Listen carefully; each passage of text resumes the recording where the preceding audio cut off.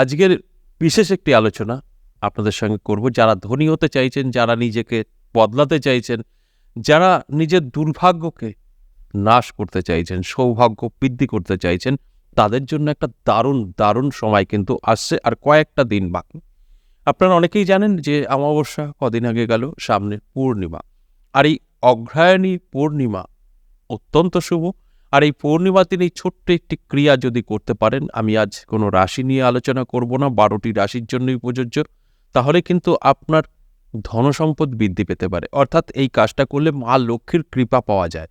আর মা লক্ষ্মীর কৃপা মানে বুঝতেই পারছেন, আপনি ধনসম্পত্তির প্রচুর মালিক হতে পারেন।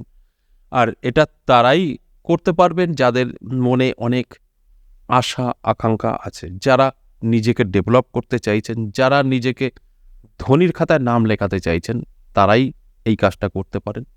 যারা মনে করছেন যেভাবে আছে চলছে চলুক, তাদের খুব একটা কাজ করবে না। কারণ এখানে আপনার একটা জেদ, আপনার একটা যেটাকে বলে ইচ্ছা, আপনার একটা স্বপ্ন যদি থাকে, তার সাথে সাথে যদি এই ছোট্ট ক্রিয়াটা করতে পারেন এই অগ্রহায়ণী পূর্ণিমাতে, তাহলেই কিন্তু আপনার আশাটা পূরণ হবে। আর এই অগ্রহায়ণী পূর্ণিমাটা কবে? 26শে ডিসেম্বর।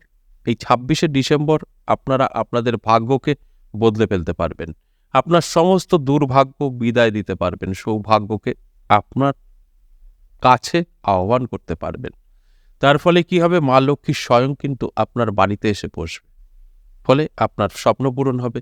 আপনি যে অবস্থাতেই আছেন না কেন, তার থেকে কিন্তু বেরিয়ে আসতে পারবেন।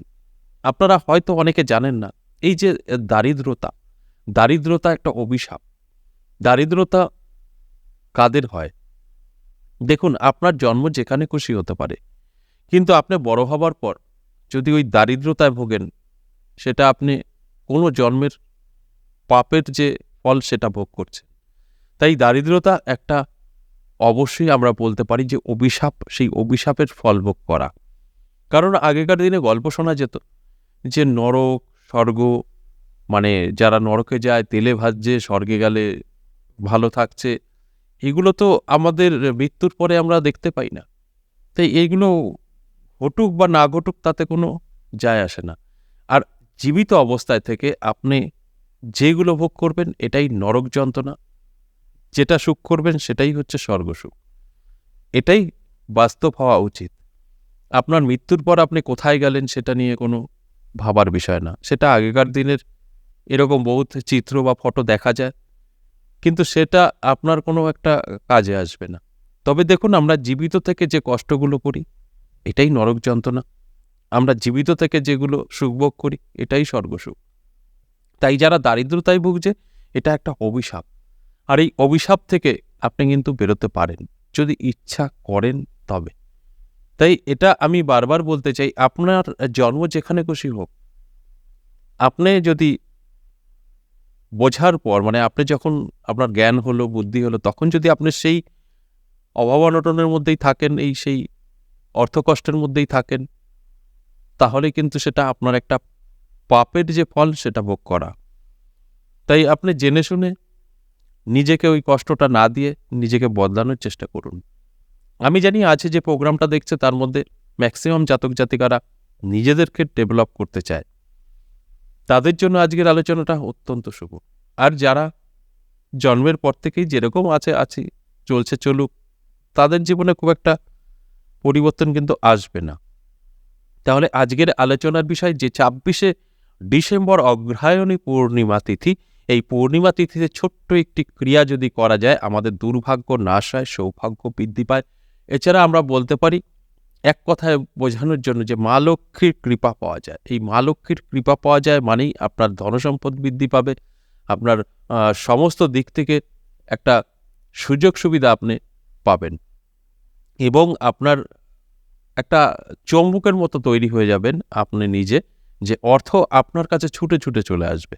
তাই অর্থ আপনার আর কখনোই ছেড়ে যাবে না, কারণ মা লক্ষ্মী স্বয়ং এসে কিন্তু বসবে।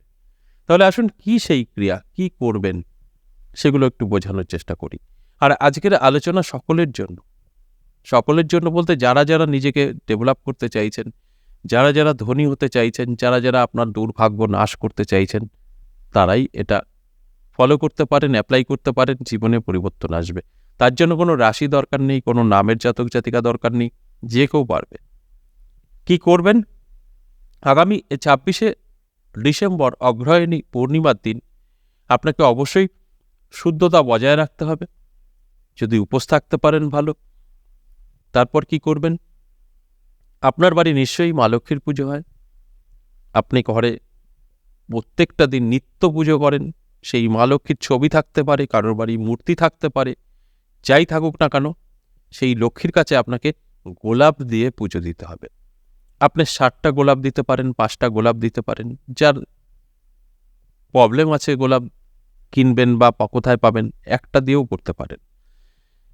মা লক্ষ্মীকে গোলাপ দিন এই পূর্ণিমার দিন, এবং এই গোলাপ দিয়ে 60টা শুক্রবার আপনি এই গোলাপ দিয়ে পুজো দেবেন। তার সংকল্প নেবেন। সংকল্প নেবেন হাতে জল নিয়ে।